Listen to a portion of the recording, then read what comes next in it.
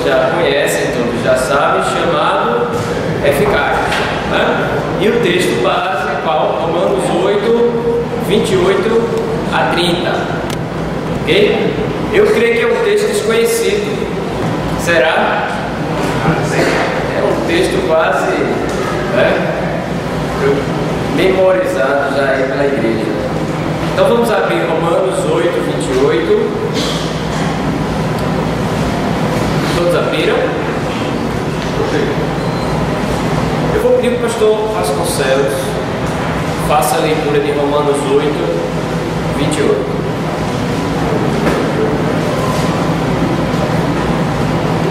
Sabemos que todas as coisas contribuem juntamente para o bem daqueles que amam a Deus, daqueles que são chamados por seu decreto. Porque os que tanto desconheceu também os predestinou para serem conformes à imagem de seu Filho, a fim de que ele seja o primogênito entre muitos irmãos. E aos que predestinou, a estes também chamou, e aos que chamou, a estes também justificou, e aos que justificou, a estes também glorificou.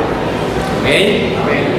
Bem, irmãos, esse texto já foi lido aqui, eu até lembro, o pastor Vasconcelos tem comentado, né, acerca desse texto e as etapas aí, do chamado, da predestinação, do decreto de Deus. Mas o tema de hoje é o chamado eficaz. Né?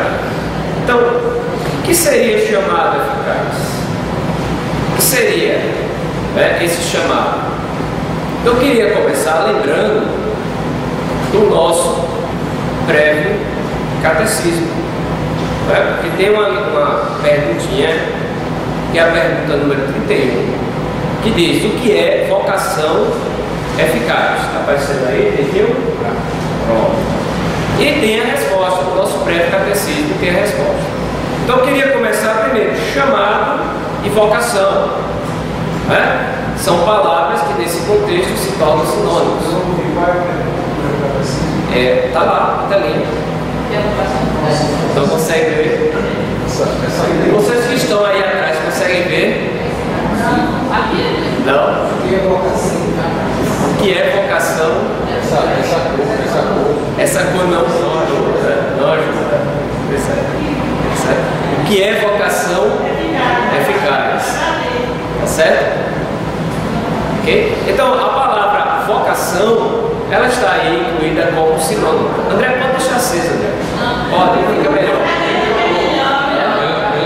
Melhorou? Pronto, então tá bom. Tá certo. Tony, resolve aqui. Acende a luz aqui. Tá cedo. Tá não. Tá não. Hoje a tecnologia está atrapalhando em vez de ajudar. Não é esse botãozinho aqui da luz. Sabe o que é isso? Sabe o que é isso? É o pastor Vasconcelos. Certo. Acendeu quando acendeu? Não, o senhor está falando aqui. Tem uma luz dele. Tá aqui, tá vendo aqui, ó? É. Essa light aqui, né? Não, esse aí. Não, esse o apagou agora. Isso, agora acendeu. Agora a outra. Deve ser essa aí. Luz. Agora. Pronto. Tá funcionando, tá gravando. Tá gravando. Vai com falha nossa. Nada não. Vai com falha nossa. E edição resolve tudo. Tá bom? Certo? Inclusive, se vocês quiserem fazer uma revisão da escola bíblica, acesse o blog, ipfi.blogspot.com, e vai estar lá as mensagens da nossa escola bíblica, as mensagens do computador. Então, se você quiser revisar, ouvir, fazer algo de útil da internet, você tem o blog aí como uma opção. Tem lá todos os estudos gravados. O blog ainda está gravando. E fica bem claro que é revisar. É revisar. Não é deixar de vir para assistir em casa, não. Tá certo? É revisar. Mas, meus irmãos, hoje o tema vai ser o quê? Vocação eficaz, ou chamado eficaz. E qual é a resposta do nosso breve catecismo para este assunto? O breve catecismo ele tem uma linguagem que para muitos parece uma linguagem um pouco mais difícil, truncada, né? Mas a resposta é a obra do Espírito Santo, pelo qual, ao convencer-nos do nosso pecado, da nossa miséria, iluminar nosso entendimento pelo conhecimento de Cristo e renovar nossa vontade, nos persuade a habilitar a abraçar Jesus Cristo, que nos é oferecido de graça no Evangelho. Né? Vocês entenderam a resposta? Então, o que é que está contido aí na nossa resposta? Qual é o assunto dessa manhã? Né? A obra do Espírito Santo de Deus no momento no qual você está ouvindo o Evangelho, né? E ele faz a operação interna, porque existem dois tipos de chamado. Existe o chamado geral, porque há uma ordem do Senhor Jesus Cristo dizendo que ide e pregai o Evangelho a toda criatura. Esse é o chamado geral, porque quando você está pregando o Evangelho, você está chamando o pecador ao quê? Ao arrependimento. Quando você está pregando o Evangelho, fazendo discípulo, você está chamando o pecador à presença de Deus, né? Chamando o pecador para olhar para si mesmo e perceber a situação, o estado de pecado, de miséria que ele se encontra. Então, a igreja, ela tem esse chamado geral, né? Nós devemos pregar o Evangelho a todos os povos, ao meu vizinho, ao meu parente, a todos, sem exceção. Então esse é o chamado geral. E uma das características do chamado geral é que nem sempre a resposta é o quê? Positiva. Não é verdade? Nem sempre você prega o Evangelho, e às vezes tem pessoas que cansam de pregar o Evangelho. Eu nunca canso de pregar o Evangelho, porque você não sabe o dia, a hora determinado por Deus, né? Você não sabe quem é, não tem escrito na testa das pessoas, né? Eu sou escolhido, eu não sou escolhido. Pelo contrário, isso está no coração de Deus, e Ele revela isso, chamando, acrescentando a igreja, né, àqueles que são salvos. Então, o chamado geral, ele não é eficaz. Esse chamado qual nós mensageiros, nós servos de Deus, né, pastores, membros, ovelhas, quando você evangeliza na sua casa, no seu lar, você está chamando o pecador à presença de Deus, você está chamando ao arrependimento. Mas o chamado eficaz é diferente. É um tipo de chamado diferente, porque quem é o autor desse chamado não somos nós. Né? A resposta começa dizendo que é obra do Espírito Santo. É o Espírito Santo. Então, quando eu estou pregando o Evangelho, e meus irmãos, isso não acontece apenas no momento da conversão. É-nos dito que depois que nós nascemos de novo, a presença do Espírito agora habita o nosso coração. Ele está permanentemente, né, na nossa vida, para sempre. O Espírito Santo nós recebemos para sempre. Ele vai permanecer na nossa vida.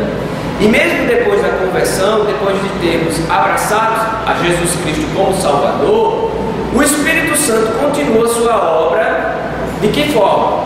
Iluminando, né, nos fazendo entender a sua palavra e etc. Então, o chamado eficaz é a ação do Espírito Santo naquele momento no qual o homem escuta o Evangelho. E o Espírito Santo faz o quê? Ele abre os ouvidos,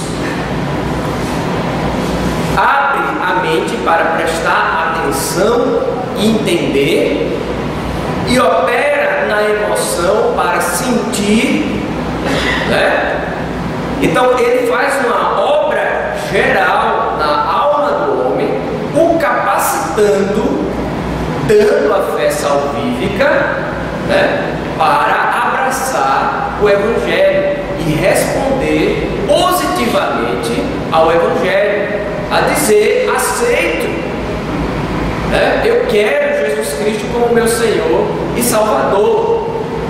Então, quando eu prego a palavra de Deus, alguns vão ouvir e dar crédito, outros vão rejeitar. A ação do Espírito Santo está sobre esses que vão dar crédito.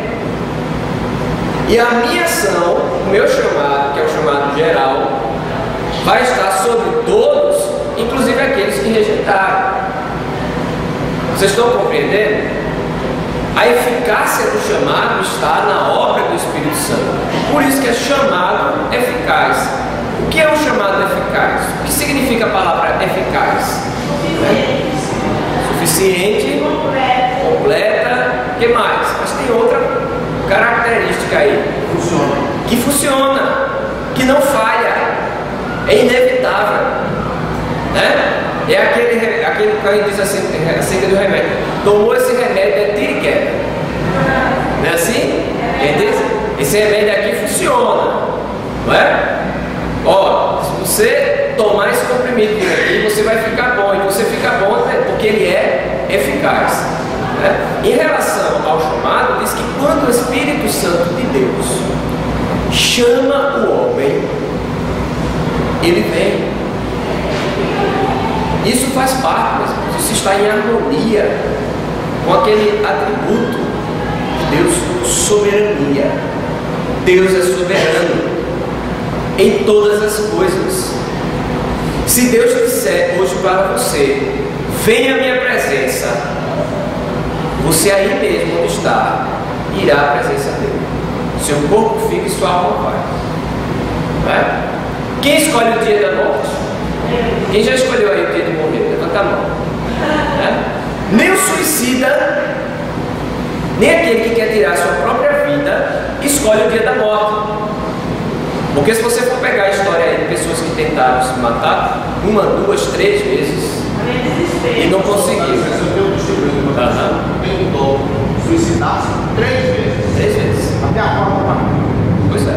Só vai no dia que Deus chamar. Porque se chama o quê? Nosso Deus é soberano, Ele é o Senhor da vida e da morte. Então não somos nós que escolhemos. A gente tem essa ilusão: o suicida diz: eu vou matar. Como é que o suicida tenta? A coisa mais fácil do mundo, a gente pensa, né? É tirar a própria vida. Não é você pula do 10º andar, você toma veneno, né? Tem uma lista aí de possibilidades, né, de suicídio. Por isso, se você procurar na internet, você vai ver cada coisa, né, terrível. Mas muitos tentam e não conseguem. Por quê? Porque você só vai na presença de Deus no dia que Ele lhe chamar. Então, se isso é uma verdade quando a gente fala acerca da morte, isso também é uma verdade quando a gente fala acerca da vida. Ok? Da vida espiritual. Quando Deus chama, não há homem que possa resistir à força do Senhor.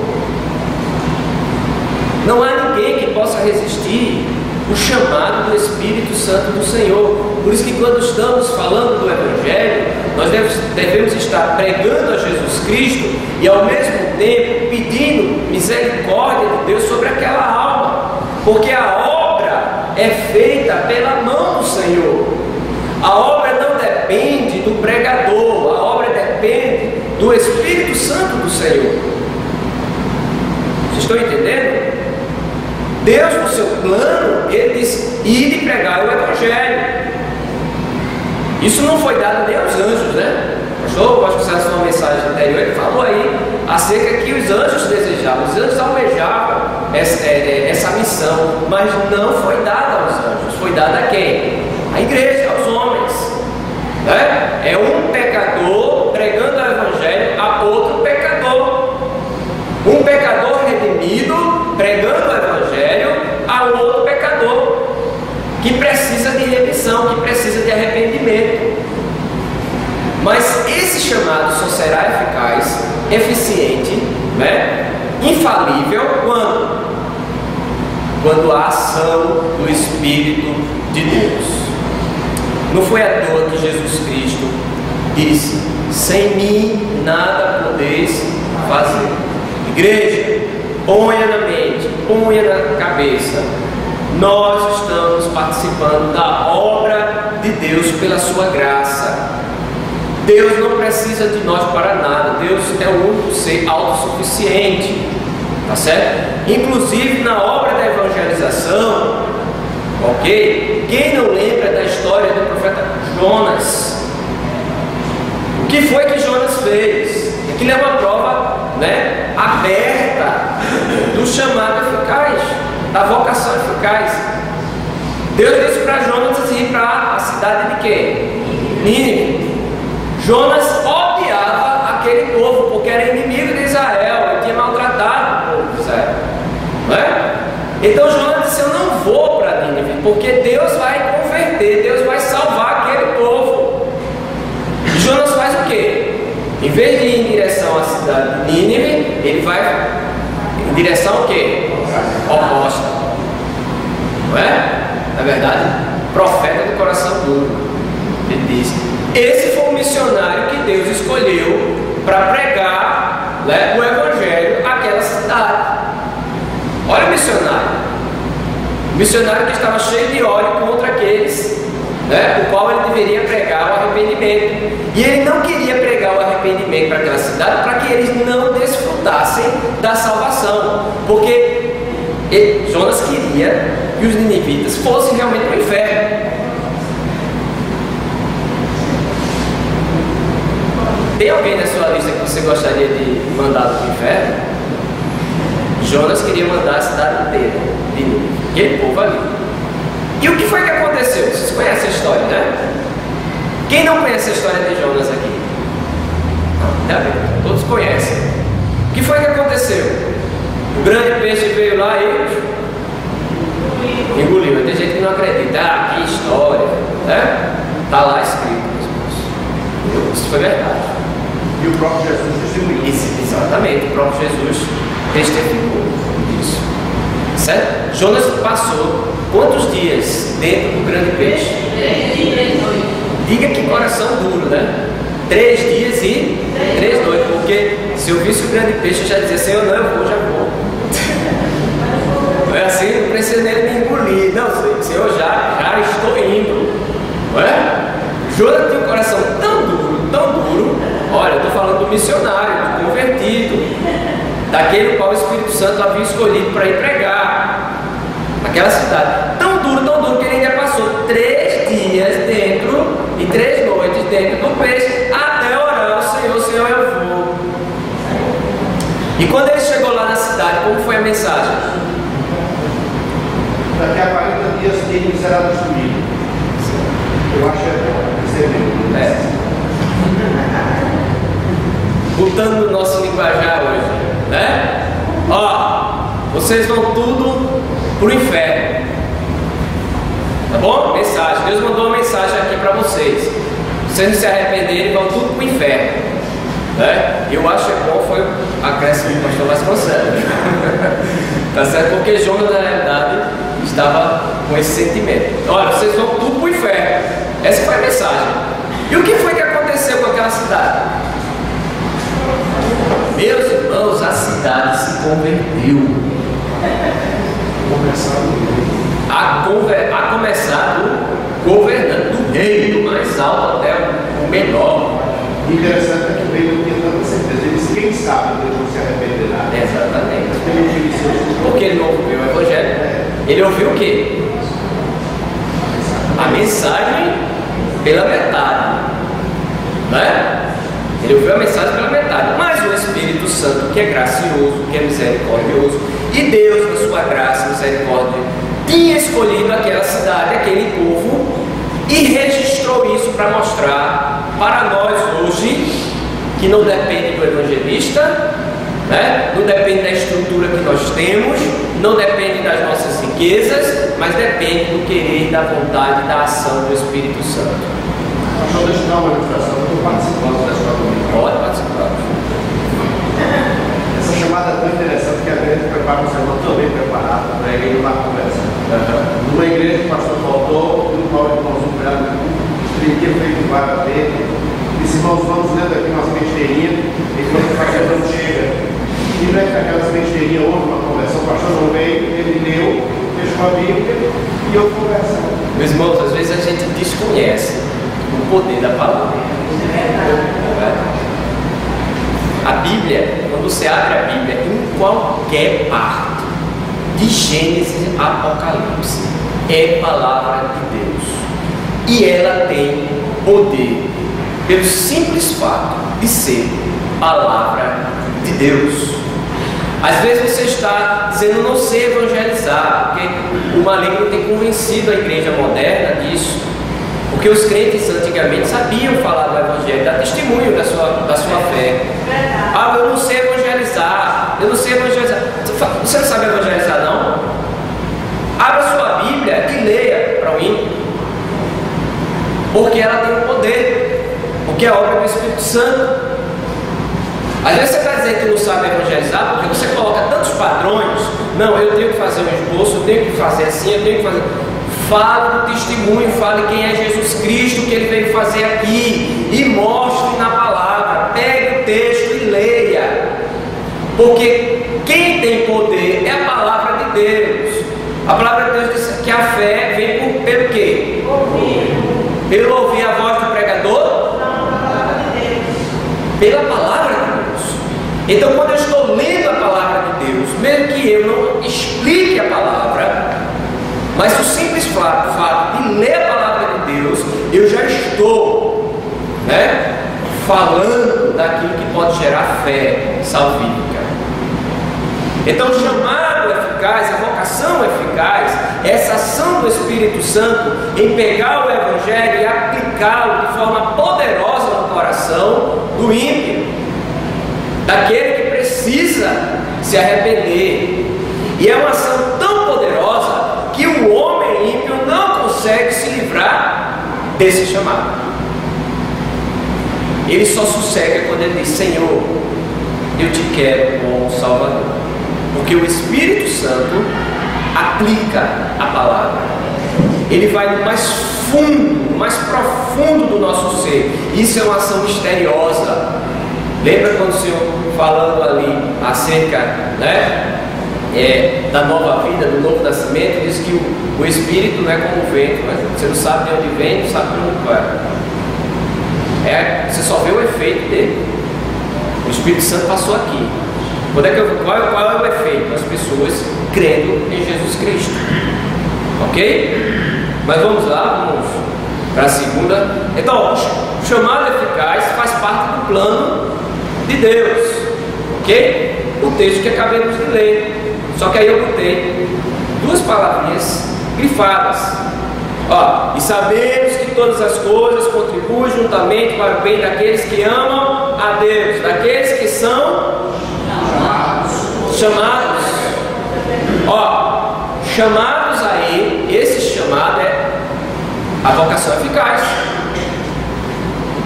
Porque são chamados pelo próprio Deus. Não é o pastor Edson que está chamando. Certo? É o próprio Deus. Quantas vezes eu vou chamar você ao arrependimento e você não se arrepende? Mas quando o Espírito Santo de Deus chamar, você vai se arrepender. Tenha certeza disso. Quando a ação do Espírito Santo couber no seu coração, você vai se arrepender. O propósito de Deus vai ser alcançado. Então, o chamado faz parte do plano. Chamado pelo seu quê? O seu decreto. O que é o decreto de Deus? O decreto de Deus é o quê? É o plano de Deus que Ele traçou para toda a história da humanidade, desde a criação até a glorificação. Tanto é que Romanos 8, a partir do versículo 28 em diante, o finalzinho dele lá qual é? Glorificação, irmãos. Então está aí no texto muito claro, no versículo 28, que o chamado faz parte do plano da salvação. Então, como é que Deus planejou salvar o homem? Ele planejou levantar homens, pregar o Evangelho da graça, e o Espírito Santo, de forma secreta, invisível aos nossos olhos, agir no coração dos ouvintes. agir no coração dos homens pecadores. E que ação seria essa? A gente já viu: novo nascimento, fé salvífica, entendimento do Evangelho, entendimento da palavra de Deus, e agora, aquele chamado que é irresistível, que é eficaz, que o Espírito Santo te traz. Agora, o Espírito Santo não te traz violando a tua vontade. E é isso que o plano gracioso de Deus nos mostra. Porque quando há um chamado do Espírito no nosso coração, meus irmãos, a gente não vem contra a nossa própria vontade. Há uma mudança de vontade. Antes eu queria distância da palavra de Deus, distância da igreja, distância dos irmãos de Deus, dos meus irmãos, e agora, misteriosamente, a minha vontade começa a mudar, a ser transformada. Não foi assim que aconteceu? Quantas vezes você ouviu o Evangelho e não deu atenção a ele? E às vezes ficou até chateado com aquele que pregava o Evangelho. Achava uma coisa muito chata. Alguém está falando de Jesus Cristo. E de repente você mudou de ideia. De repente você começou a sentir vontade de conhecer a Jesus Cristo. Sentir vontade de estar perto de Jesus. Sentir vontade de orar. Está no culto de oração, está no culto de doutrina, está na escola bíblica, está lendo a palavra todos os dias. O que foi que mudou? A sua vontade mudou. A ação do Espírito de Deus. O Espírito de Deus não age como Satanás. Satanás, ele escraviza. Quando você vê uma pessoa possessa, você vê uma pessoa que não tem domínio da sua própria vontade, onde o demônio ali, os demônios, eles dominam de tal forma que o escraviza. O Espírito Santo liberta. O Espírito Santo liberta. E ele liberta de uma forma tal que ele abre os seus olhos e você começa a amar as coisas boas, as coisas da vida. Você começa a amar a Deus. E meus irmãos, a expressão libertação, liberdade, está ligada diretamente à nossa comunhão com Deus, porque nós só encontramos liberdade em Jesus Cristo. Porque aí eu vou ter liberdade de ter alegria com todas as coisas, de aproveitar a vida. Vida eterna não é vida como a gente conhece aqui, não é só existência não, porque todos os homens vão existir eternamente. Você nasceu, vai existir eternamente, você tem uma alma eterna. Até o dia da ressurreição, aqueles que não creem em Jesus Cristo, aqueles que não creem na ressurreição, vão ressuscitar, vão receber o corpo, mas não vão ter vida. Sabe por quê? Porque vida eterna é comunhão com a fonte da vida, a árvore da vida, Jesus Cristo. E o que significa isso? Eu posso desfrutar plenamente da comunhão com Deus e de tudo que Ele criou. Porque nosso catecismo, voltando ao nosso catecismo, a primeira pergunta é: qual é o fim principal do homem? Mas eu gosto da palavra glorificar a Deus e gozá-lo para sempre. Glorificando a Deus, o que significa gozar? Ter extremo prazer, ter prazer. Glorificando a Deus, eu terei grande prazer eternamente. Então, qual é o meu fim principal? Glorificar a Deus. E glorificando a Deus, eu encontro a razão da minha existência. E encontrando a razão da minha existência, eu encontro a felicidade, a alegria que os homens tanto procuram aí fora. Alguns estão procurando aí fora alegria. Alguns hoje estão tendo alegria porque estão comprando um carro novo que tanto esperou. Ou então tentaram tanto ter um filho, de repente conseguiram, pela tecnologia, aí ter um filho natural, alegria, né? A alegria que Deus dá vai além disso. E às vezes até nós que estamos na igreja não percebemos. Né? A gente ainda é tão criança na fé, que na igreja não há diferença, todos nós somos iguais perante Deus. É como um pai, uma grande família, mas só que essa família tem aqueles mais novos, aqueles que são mais meninos, e os mais maduros, os mais velhos. Na família da terra, família natural, a gente conta isso cronologicamente, biologicamente. Mas na casa de Deus não é assim. Na casa de Deus é intimidade. Quanto maior for a minha intimidade, quanto eu mais conhecer o Senhor, maior vai ser a minha maturidade. Então não é porque eu estou há 20 anos na igreja que eu tenho maturidade cristã. Eu posso estar 5 anos e ser mais velho, né? Ou seja, mais maduro do que aquele que está há 10 anos.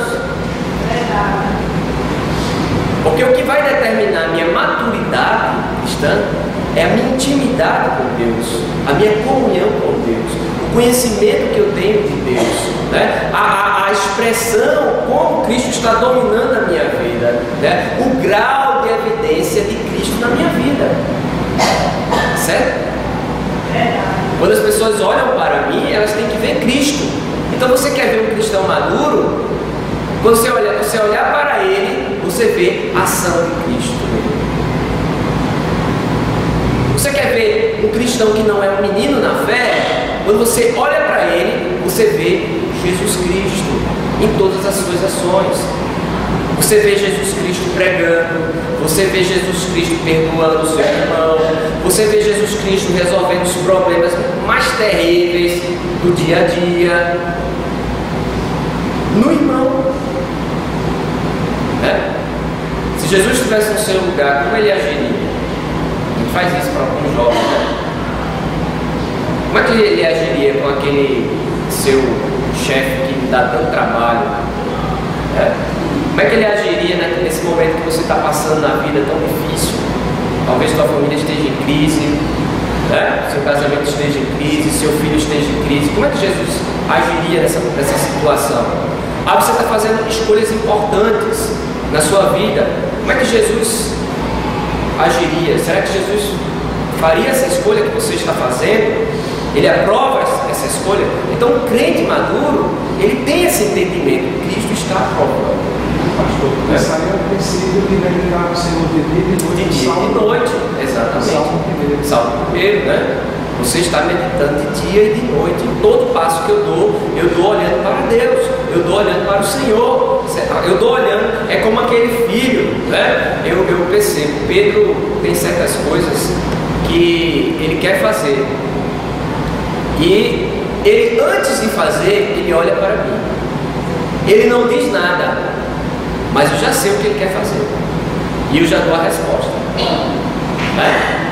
Eu já dou a resposta. Não, meu filho, vá, pode subir aí, não tem problema não, viu? Ele não precisa dizer nada. Então o crente maduro é esse que, antes de dar o passo, ele olha para o Pai Celestial.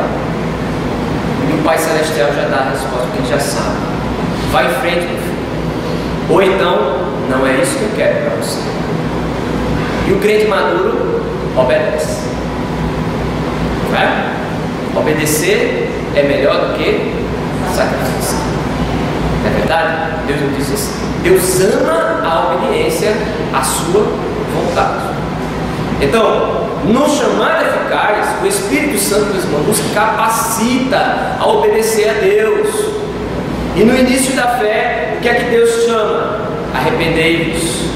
Aquele que roubava, deixe de roubar.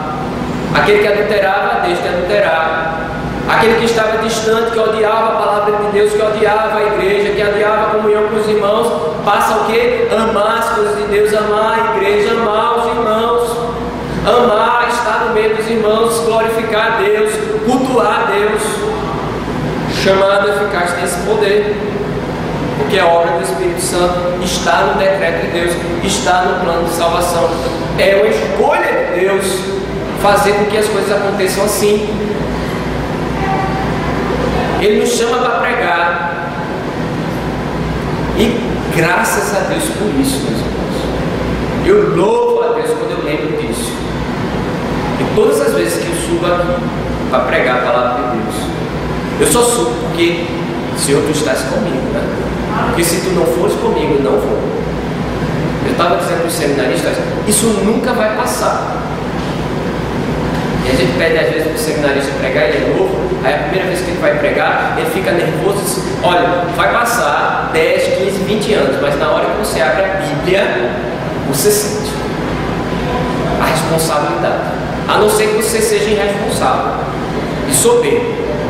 Aí você não vai sentir não, porque você acha que está no seu poder, no poder que você estudou. Eu estudei bem, eu me preparei bem, e aí acontece o que o senhor disse, pastor. Às vezes a gente se prepara bem, né? Está lá o estudo, você passa, né? Está 30 dias em cima do texto, ali, estudando, pega fazer exegese lá no grego, na língua original, faz um esboço, pega tudo, comentário, tudo que for de melhor. Aí eu vou subir, eu estou preparado, mas não. Não perguntou a Deus se aquela é a mensagem que Ele quer naquele momento para a igreja. Então você fez isso na carne. Pensa que o pastor não pode fazer isso na carne? Veja, eu posso pregar na carne. Tem um livro do Mark Lloyd Jones que diz que o título é esse: bem intencionado, porém errado. Eu posso pregar na carne. Se eu não estiver em cada página olhando para o Senhor, Senhor, é isso. É isso que eu devo falar. Eu preciso da tua confirmação, Senhor. Eu preciso. Então, meus irmãos, nós temos que ter consciência de que o chamado de Deus é um chamado para sempre. É um chamado para a sua presença para sempre. E isso vem pelo poder e obra do Espírito de Deus. Certo? Vamos ver mais um pouquinho. Qual é o objetivo? Eu já falei aqui, né? 2 Coríntios 3,18. Abra sua Bíblia, 2 Coríntios 3,18, para a gente não entrar na tecnologia e depois não saber abrir a Bíblia. Né? E tem jovem aí, adolescente, que vive nesse Facebook, e-mail, passando, teclando, aí faz as junções e depois não sabe escrever. Né? Então, para isso que isso não aconteça, 2 Coríntios 3,18, eu vou ler. Mas todos nós, com a cara descoberta, refletindo como um espelho a glória do Senhor, somos o quê? Transformados de glória em glória, na mesma imagem, como pelo Espírito do Senhor. Qual é o objetivo do chamado de Deus? Deus não te chamou para você ficar sentado no banco de igreja. Vida com Deus não significa vir à igreja todo domingo. Eu posso fazer isso na carne. Eu posso fazer isso no ritual. Eu venho para a igreja, na escola bíblica, sento na cadeira, escuto o que o pastor falou, vou para a minha casa, né? Aí vou assistir o meu Faustão, vou assistir a minha televisão, vou conversar com meus colegas. Entre 6 horas, está na hora, tradicionalmente, que eu estou na igreja. Estou lá, chego pontualmente, sento na cadeira e nada mais acontece na minha vida. O chamado de Deus para você não foi esse. Foi o chamado para que você, todos os dias, se tornasse cada vez mais parecido com quem? O Senhor.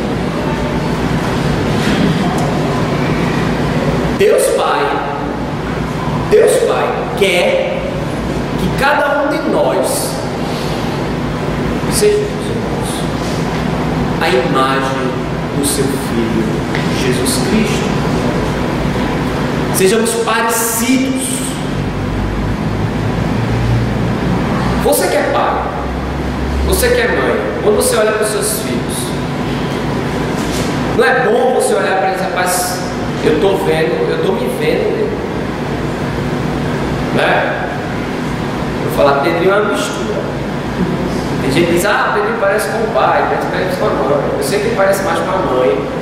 Mas tem certas partes dele, certos momentos que eu olho para ele e aí eu vejo despertado o amor. Você imagina o amor de Deus para conosco, né? Porque eu olho para ele e eu me vejo nele.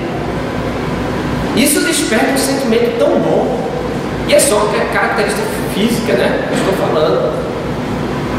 Então Deus sente extremo prazer quando você se parece com Jesus Cristo.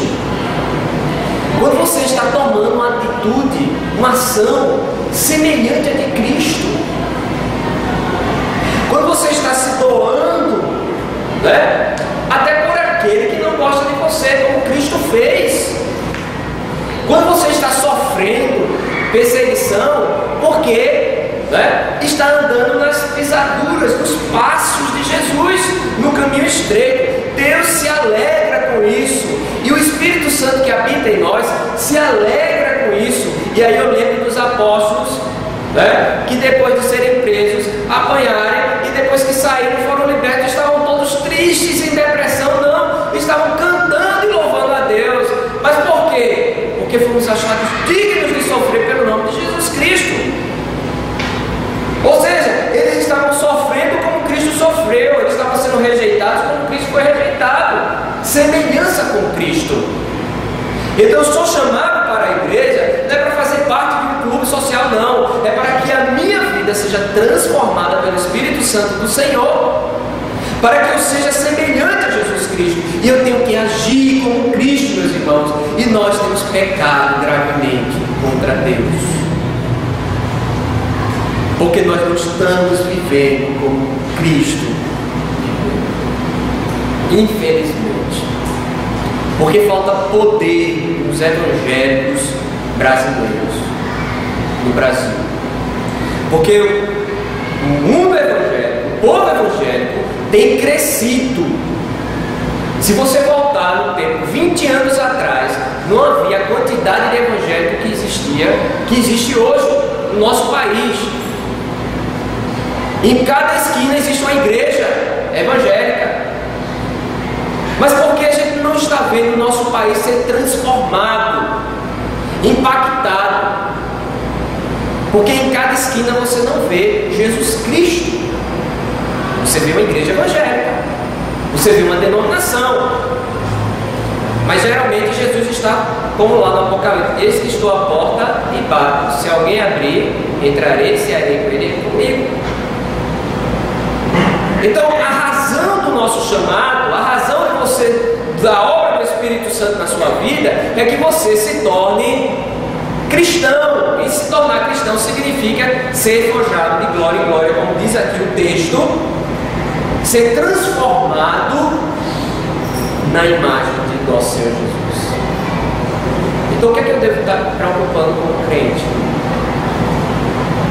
Se eu sou crente, membro dessa igreja, eu sou crente aqui há 3 anos.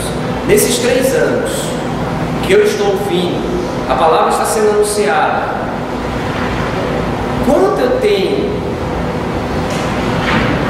me aproximado do alvo, que é Jesus Cristo? Aí eu vou dar exemplos práticos.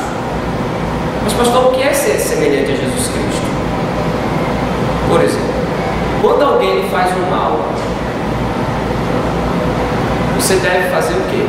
O bem. Fazer o bem.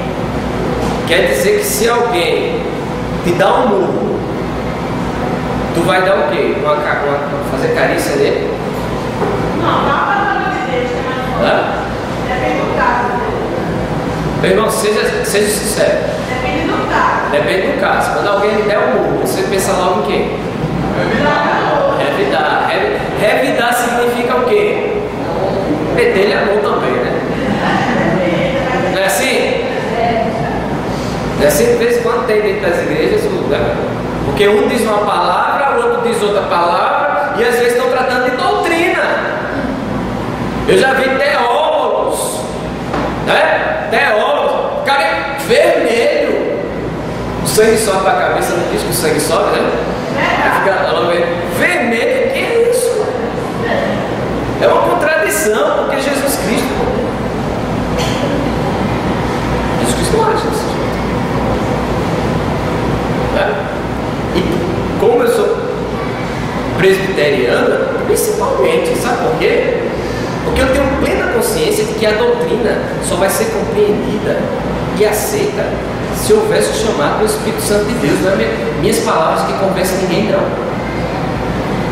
Meu irmão, o caminho é esse aqui. Ah, pastor, mas eu não quero. Meu irmão, o caminho é esse aqui. Eu estou orando para que você ande por aqui. Mas eu não aceito, eu não creio. Eu vou orar por você. Por quê? Porque eu posso fazer alguma coisa? Não, só Deus. Quem é que poderia transformar Zaqueu em um cristão, uma imagem de Cristo? Quem? Só Deus. Quem é que pode transformar um ladrão em uma pessoa honesta? Só o Espírito de Deus, meus irmãos. Quem é que pode dar vida ao morto? Só Deus. Então, o que é que eu posso fazer? O que Deus manda: falar, ensinar, pregar e dar o testemunho com a minha vida. Não é verdade? Mas vamos seguir?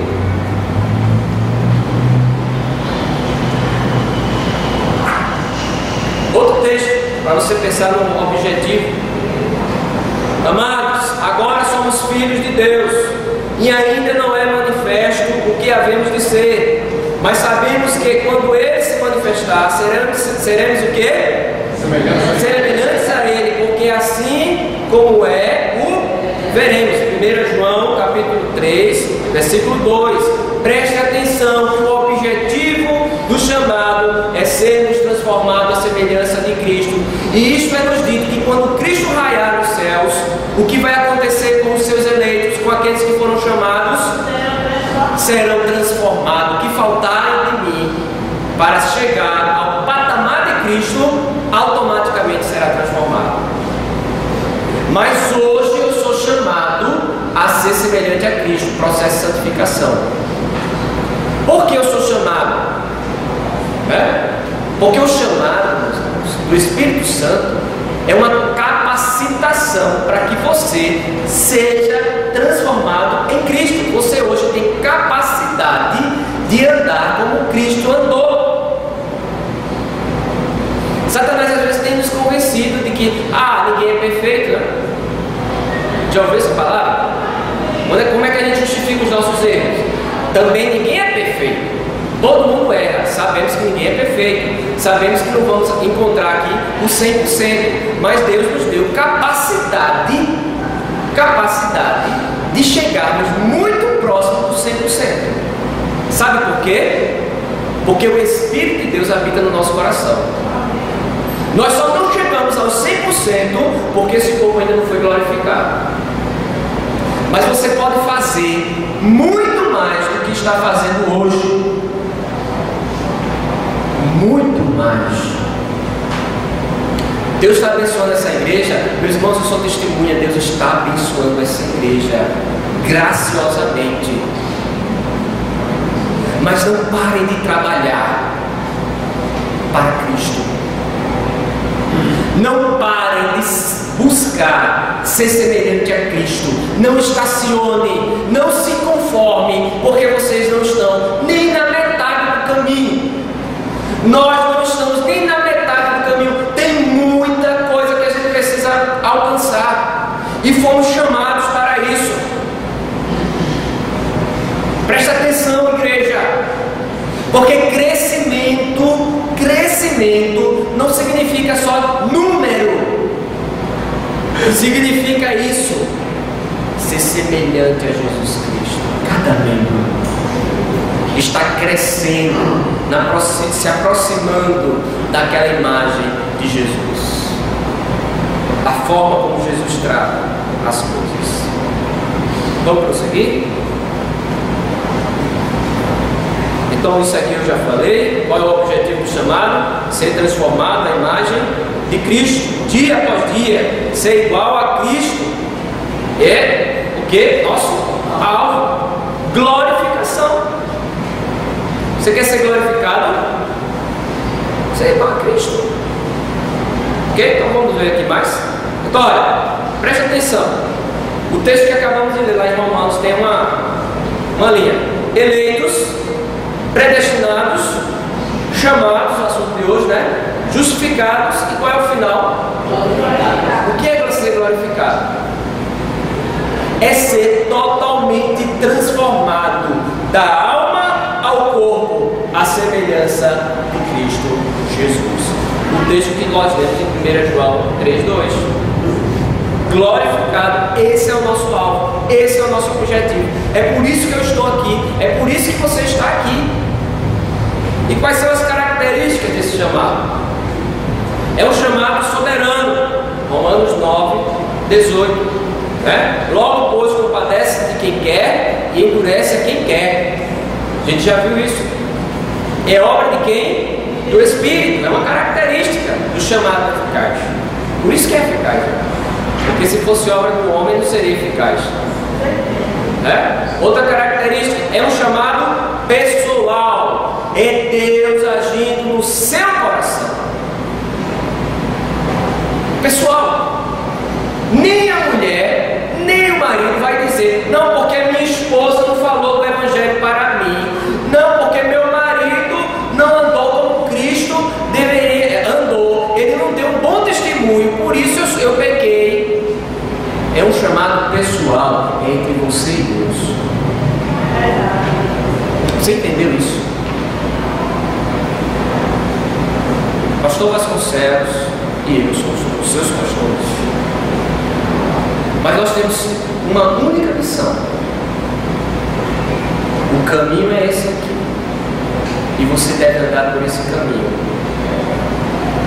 apontar o caminho, esse aqui. Mas quem deve andar e dar os passos, eu não posso fazer isso por você, meu pastor Vasconcelos.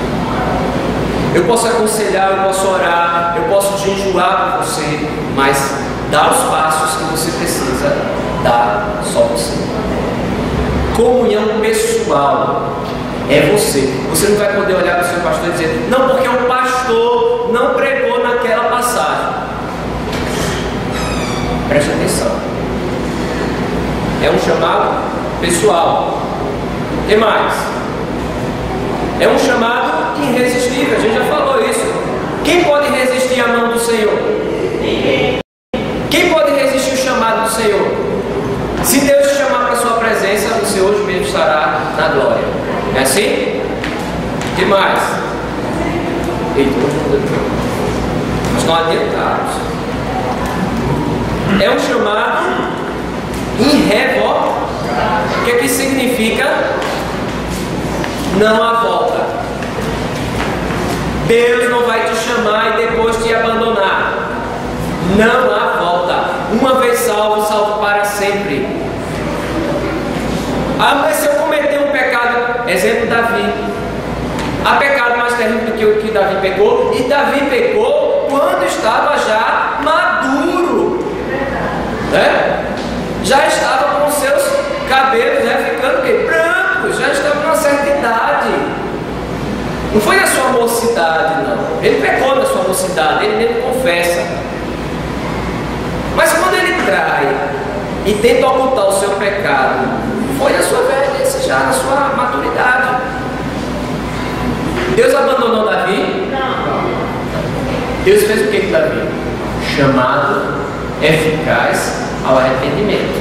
Mandou o profeta lá, e quando Davi bateu o martelo, que ele foi o juiz ali, se pegou, lembra? Pega um rico, pega a ovelha do pobre, que esse rico merece a morte, a morte, esse rico é tudo. Aí o que é que ele cai em pranto, cai em si, chamado para arrependimento, não termina com conversão. Se voltarmos ao pecado, por isso que é irrevogável, porque os dons e a vocação de Deus sem arrependimento, Romanos 11:29, Deus não se arrepende em voltar atrás da sua palavra. Uma vez salvo, salvo para sempre. Jamais Satanás terá poder para te tirar da mão de Jesus Cristo. porque Ele é o Todo-Poderoso. E Ele diz: nenhuma das minhas ovelhas se perderá. Nenhuma. Então, é característica desse chamado ser irrevogável. E qual é a conclusão que nós temos? O chamado do Espírito é infalível. Não falha. O que é que eu posso concluir nessa manhã com vocês? Como é que a gente pode fechar a nossa lição? Primeiro eu quero falar com aqueles que foram chamados, com a igreja. Quando Deus te chamou para que você seja a imagem de Cristo na terra. Cristo andando na terra. E o povo de Deus tem esse objetivo hoje, aqui e agora. Segundo, o Espírito nunca falha. Fale do Evangelho não na carne. Fale olhando para o Pai Celestial, em obediência ao Pai Celestial, em confiança. Ah, mas eu não vou falar para fulano não. Fulano tem um coração tão duro que nem o Espírito pode converter. Blasfêmia. Porque o Espírito de Deus é o Todo-Poderoso. Ele pode converter a quem Ele quer. Pode ser o pior assassino, até aqueles psicopatas que os próprios homens desse mundo, né, com toda a psicologia, a psicanálise, né, com todas as logias, a ciência diz, é irrecuperável. É um tipo de pessoa que, como não tem pena de morte, trancam ele lá no local porque ele não pode viver em sociedade. Até aquele tipo de pessoa que tem patologia de tal forma, Deus pode transformar. Porque nem a ciência diz, isso não tem remédio não, tem tipo de patologia aí, os psicopatas. Tem um nível de psicopata que os médicos não têm volta. Ele nasceu assim e ele vai morrer assim. Se você soltar ele, vai matar mais. Para Deus não tem isso não. Então, para aqueles que ainda não abraçaram o Evangelho, eu vou fazer um chamado geral. Arrependei-vos dos vossos pecados, porque você nasceu com o propósito de glorificar a Deus. E que o Espírito Santo, nessa manhã, aplique a palavra ao teu coração. Que Ele te chame, não sou eu não quero que você escute o meu chamado, eu quero que você escute o chamado do Espírito Santo, que Ele faça a obra da tua vida, porque se Ele fizer a obra da tua vida, ela é irrevogável, ela é infalível, e ela é para sempre, e ela é transformadora. Então que Deus, meus amados irmãos, nos abençoe nessa manhã, nos dê a graça de sermos semelhantes a Jesus, de glória em glória, a cada dia, sem recuar, sempre em frente, nunca voltando, mas sempre indo em frente, até o dia que o veremos face a face. O grande e glorioso dia, o feliz dia do retorno do nosso Salvador, o qual almejamos tanto, novos céus e nova terra, e o nosso Rei, cheio de resplendor, se mostrando no céu, a beleza, imagina a beleza do retorno de Cristo aos olhos dos seus eleitos, aos olhos da sua igreja. E como também a beleza dele refletida em nós, porque o pecado não mais habitará nas nossas vidas. Eis a nossa esperança, eis o Evangelho, eis a razão de estarmos reunidos nessa manhã aqui. Amém? Amém. Assim encerramos.